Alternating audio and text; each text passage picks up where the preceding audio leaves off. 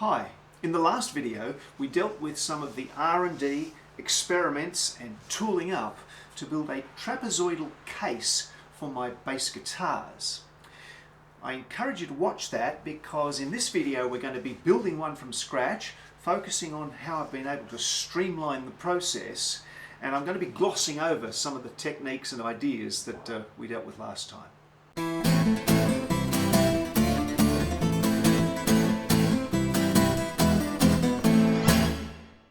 So since we've done it a couple of times before, I'm fairly confident of the dimensions, so I've got a template.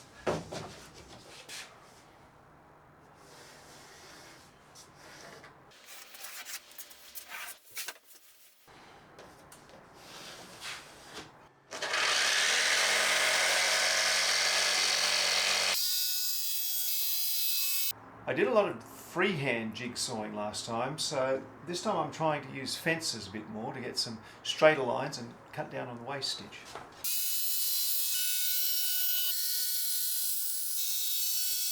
So I've got the block plane for adjustments, really big jointer plane for straight lines, and my poor man's jointer for tidying up the edges.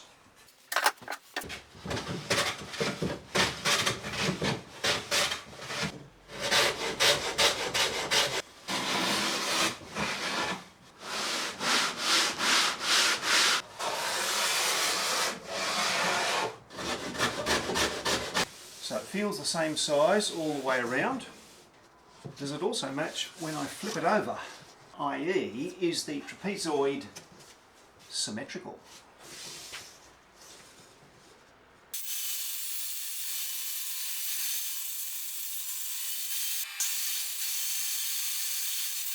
So that takes care of the top and bottom, the ends and the sides.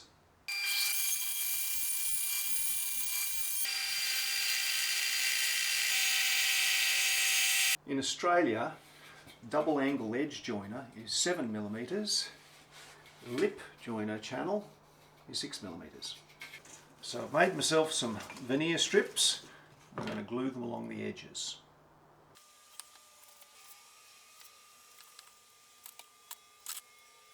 This didn't happen last time, but the veneer is curling, so I'm going to have to upgrade to more serious clamps. Or the easy solution, polyurethane glue does not cause the veneer to curl. We need to make sure that this dimension is just a whisker under this one.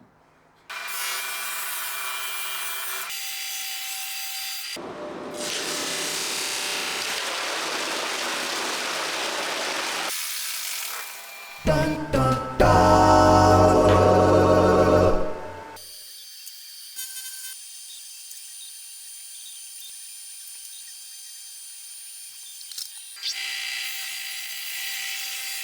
Our tongue and groove section is asymmetric in the length of these legs on either side. These side pieces are going to interfere with the tongue and groove section, so we need to trim the little bits where the section is going to be. On the box base we want the tall part of the lip to be inside, and on the lid we want the tall part of the lip to be outside. So after some measurements, that means we have to take 15mm of the uprights on all of the box base pieces and 19mm of the uprights on all of the lid pieces.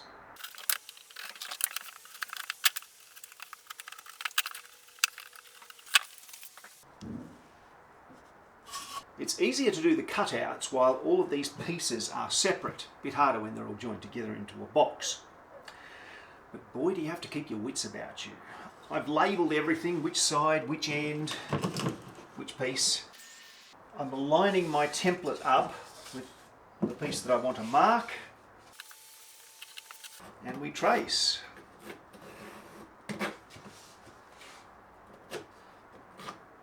I want to use a single template for both the base and the lid, so they can just flip it around and trace again to ensure that everything lines up. But that means that the depths of these are going to be right for the lid, and I've got to cut them deeper on the base.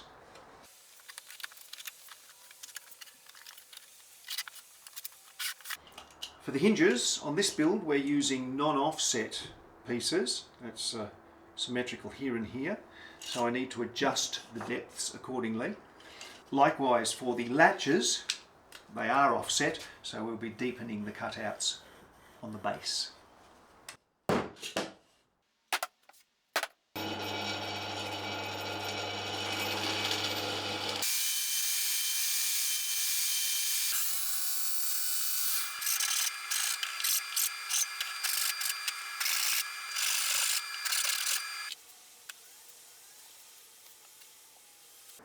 I'm painting the inside with a semi-gloss water-based enamel black.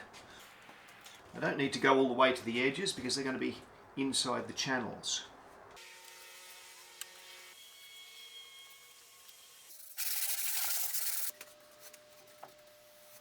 The insides are looking nice, so it's time to turn our attention to the outside, for which I'm using Duratex, commonly known as speaker paint. First layer goes on with a brush. For the second coat we use a roller, which gives a lovely textured finish. Rollin', rollin', rollin', though the streams are swollen, keep them doggies rollin', rawhide. While they're drying and curing, I like to leave them out in the sun, because the more heat this product gets, the harder it sets.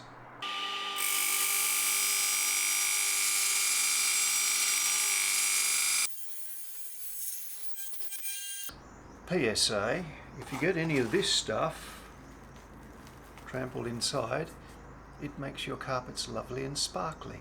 Happy wife, happy life. Let me talk you through my drilling guides for the joiner section. The thinner part of the aluminium goes into the channel to stop the two pieces from deforming against each other when we start drilling. The cladding on the outside just allows things to sit straight. The drilling guide itself is from steel, and the spacing is correct, as is the offset from the inside edge. I just lay that against the piece and I drill starter holes only through the drilling guide. If we drill all the way through, it will unnecessarily enlarge the holes in the guide.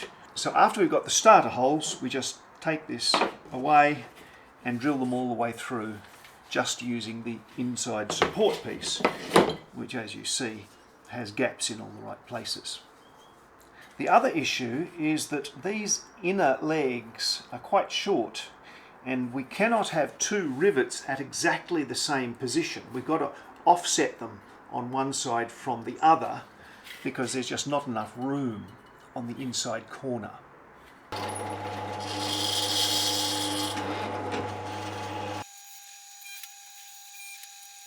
This thing is half as long as it needs to be, so once I've run out of holes, I just slide it up until the final hole appears underneath the first guide hole.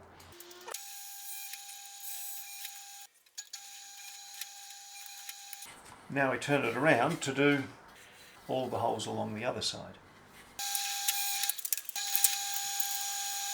So we've got even offsets.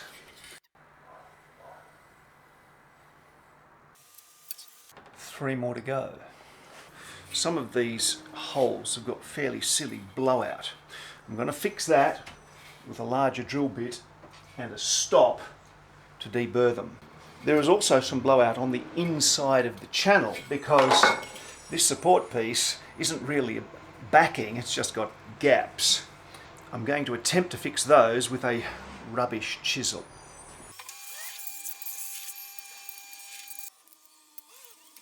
Macho, macho man, I've got to be a macho man.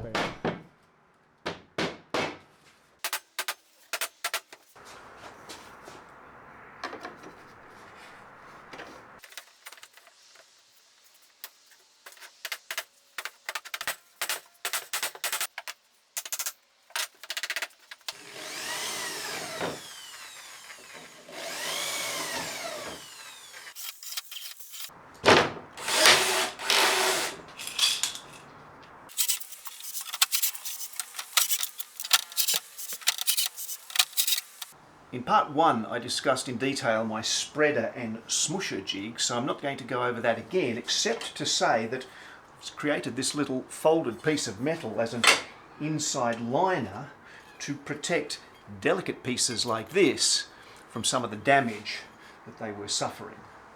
So let's see if that works. And the answer is, it improves it a lot, but doesn't eliminate the problem entirely. For the smoosher, I made these 2 welded inserts, really horrid, don't look too closely. And also, there ain't no rule that says you can't use masking tape for shimming. In combination with using a rubber mallet for hitting the outside,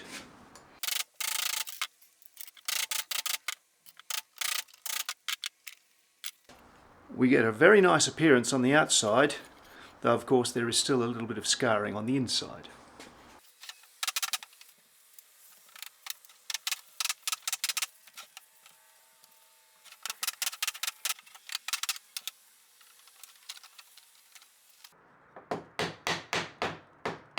I thought I'd get away with it by making them shorter this time, but I've got to take a little bit off the corners because they're interfering with each other.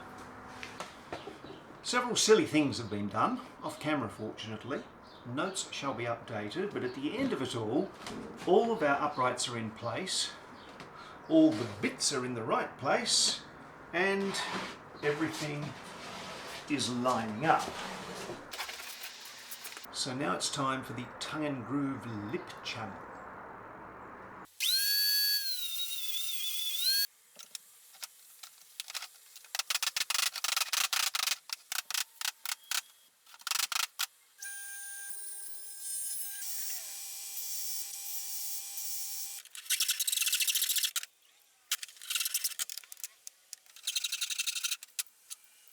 That last bit was very fiddly, very bespoke on account of the bevels required for the non-90 degree angles.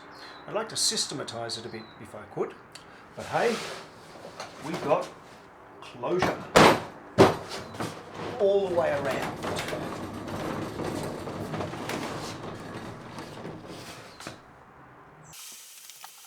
I've labelled all of the tongue and groove pieces and the corresponding locations on the box and lid where they need to go back to, and I've marked where I want rivet holes.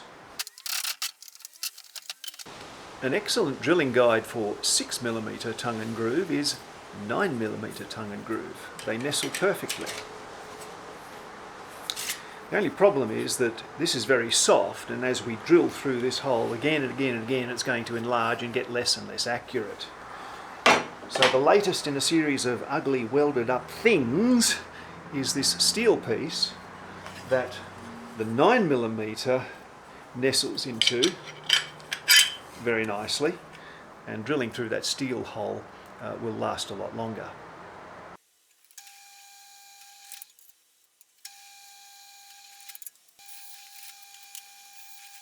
Keeping the drilling guide at 4mm and then re-drilling the holes with a 5mm bit reduces the blowout a little bit, so that's worth knowing as well.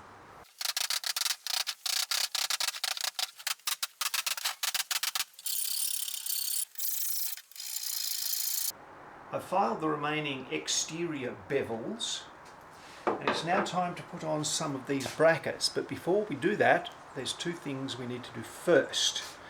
And the first is, particularly on the sharp angles at the body end, we need to file an additional little round over here so that these things will fit snugly.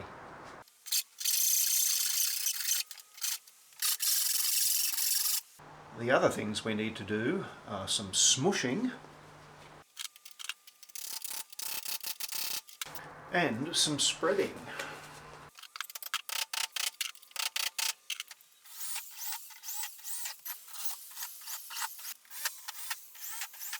To get these corner braces fitted nice and tightly, I like to drill and rivet a single pilot hole first before drilling and riveting the remainder.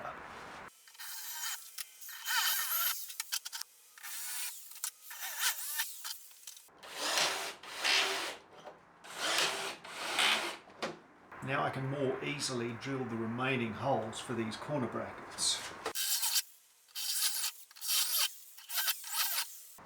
Attaching these 4 final braces is what locks in the fit. That's why it's essential that we clamp together the lid and the base.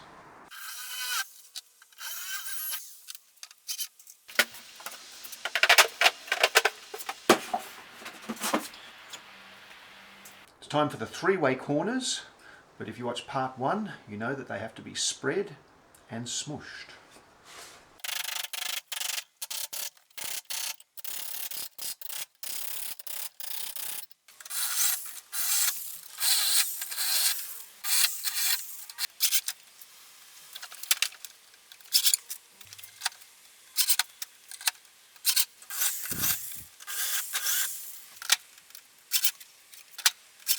This case is not going to be perfectly watertight, but there's quite a few gaps around those corners, so I'm going to seal it with this silicone sealant.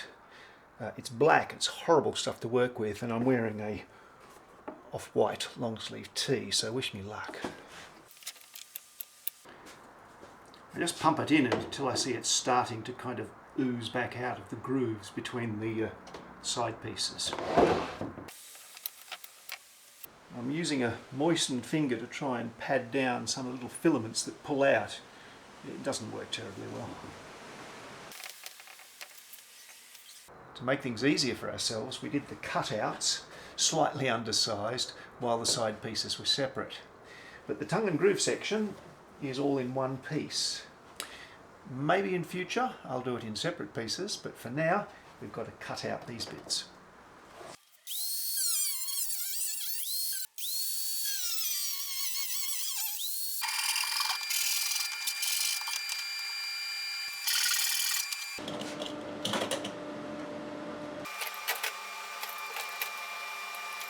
I'm not going to fit the hinges because a lot of the next steps are going to be easier if the lid isn't attached yet. But ain't no reason we can't fit the handle.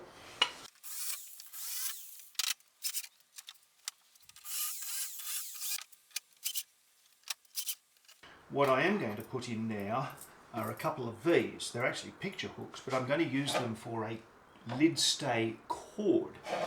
Because although our hinges do have stays built in, they're going to stress this construction.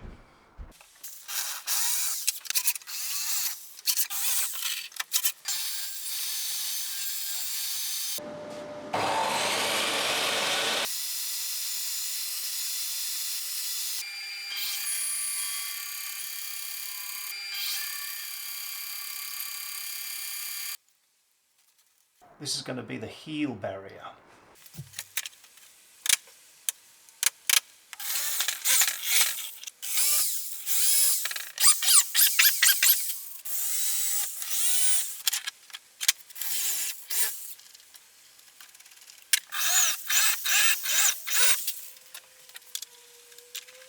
We don't glue it in yet. It's going to be covered in foam and velvet. There's a bunch of steps first. Touching up a bit of that blowout from the drill.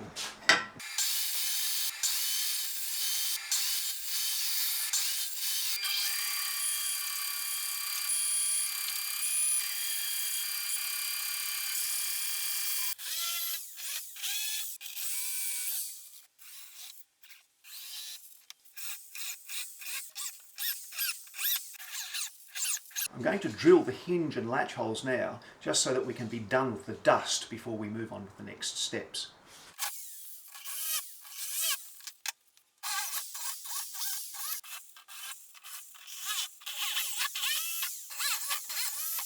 Protective cutting surface, fresh blade, long rulers, 25mm firm foam, 50mm soft foam, and 25mm soft foam.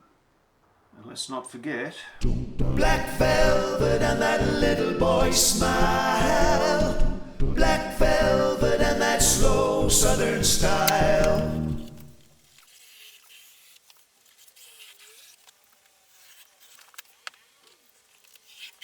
Oven paper is your friend.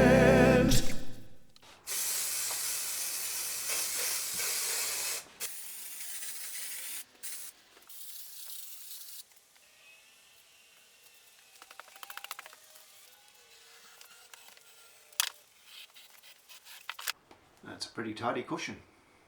I'm making the tail cushions out of the firmer stuff and in two pieces so that the strap button can fit in between.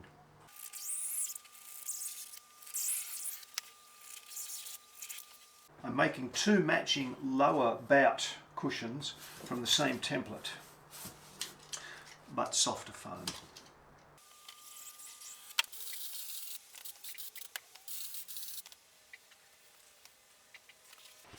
I've masked and trimmed about 5mm there so that I can do a final fold over.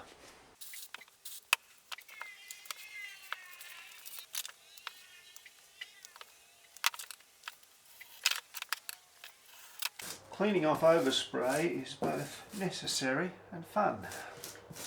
On these tail cushions I have to do a double corner fold, and I've tried a couple of different folding schemes. It all seems to turn out well in the end, but haven't quite got the process right. It's neither professional nor pretty, particularly on the back, but these two pieces will butt together and be glued to the side, and they will be both functional and tidy. I'm now going to wrap the heel barrier in the firmer foam.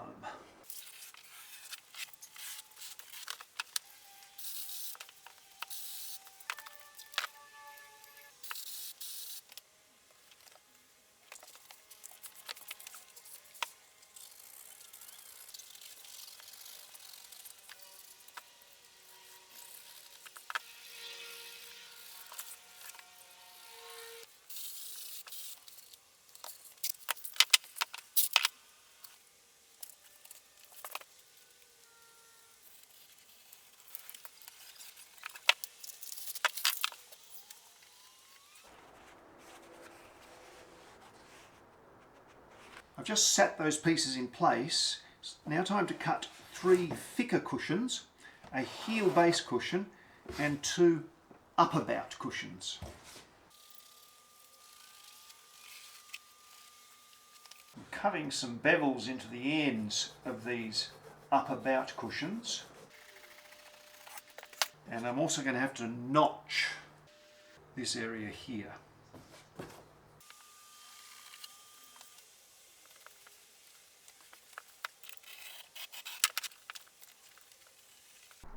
I've turned the exposure right up, which will hopefully allow you to see how the pieces so far nestle in place.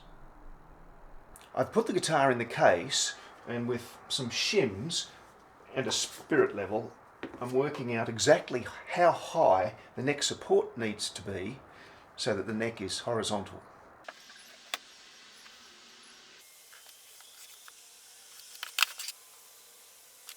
So I've got a 50mm radius circle, 23mm underneath where I want the neck to sit. That allows for just a couple of mils of compression of the 25mm foam.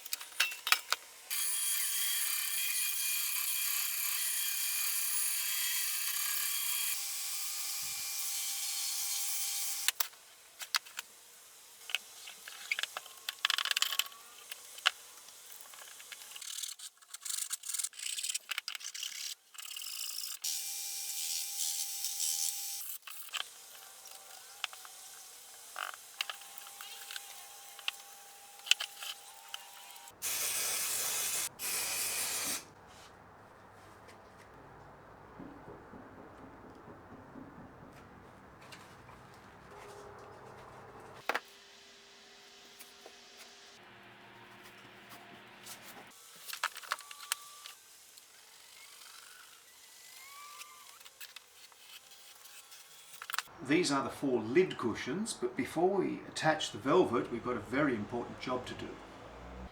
These 3 pieces are too thick, but by how much?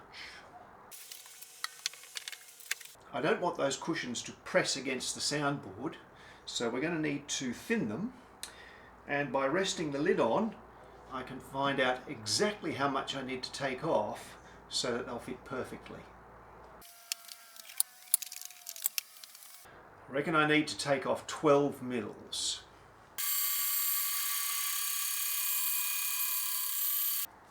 Last time I did that was with a carbide resaw blade. This time it was with a rip blade. They're very clean cuts, although this time we did get a little bit of a grab on exit on all three pieces.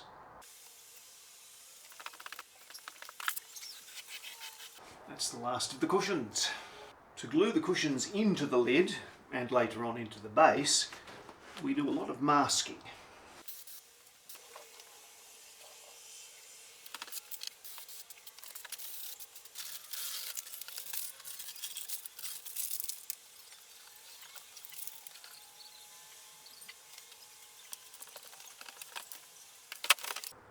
The lid with all of the cushions attached.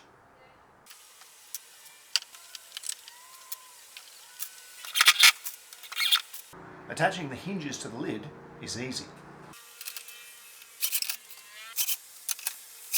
Attaching them to the base is a bit trickier, especially if you want to back the rivets with washers, as I most certainly do. One possible way might be to use backing plates instead and have them glued or double-sided taped in place.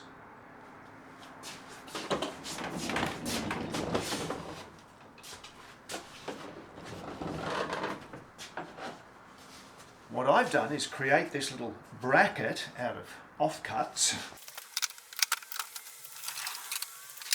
which with some care is going to hold the lid perfectly in place and in alignment while we rivet the hinges to the base.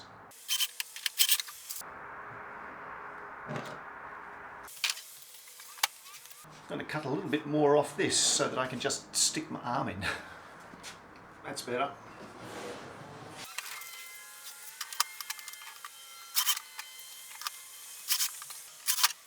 One in the middle is a bit more awkward.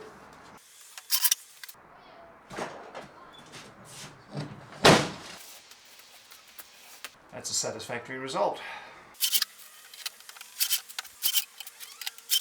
That jig helps again. I'm sitting all of the rivets in place so that some sort of democratic agreement about the perfect alignments will be maintained as I pop them. If we pop one in isolation, it might kind of bully the rest and push the piece out a bit.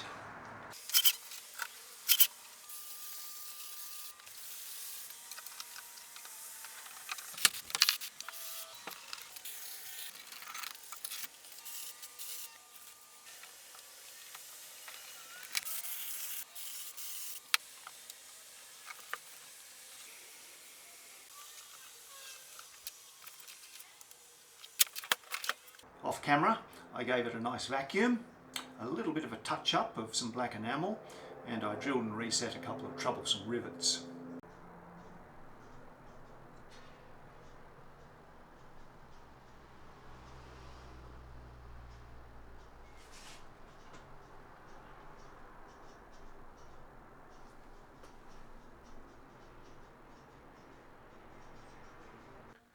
There are two important things to know about this case, and the first is that it's got lots of spiky, sharp, hard metal bits, and they all lie awake at night dreaming of how they're going to damage your bass guitar.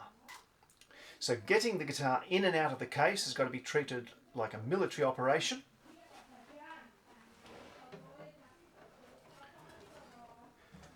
We take the bass and we tilt it so that the lower bout nestles easily between the cushions, and then just lay it down horizontally so that the tighter cushions around the upper bout and the heel guide it where it needs to be.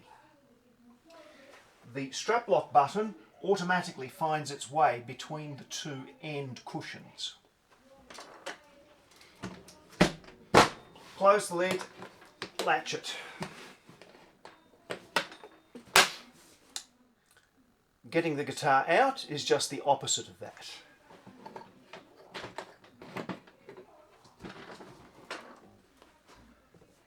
Tilt it up to disengage the upper bout, and then lift it up and away and out of danger.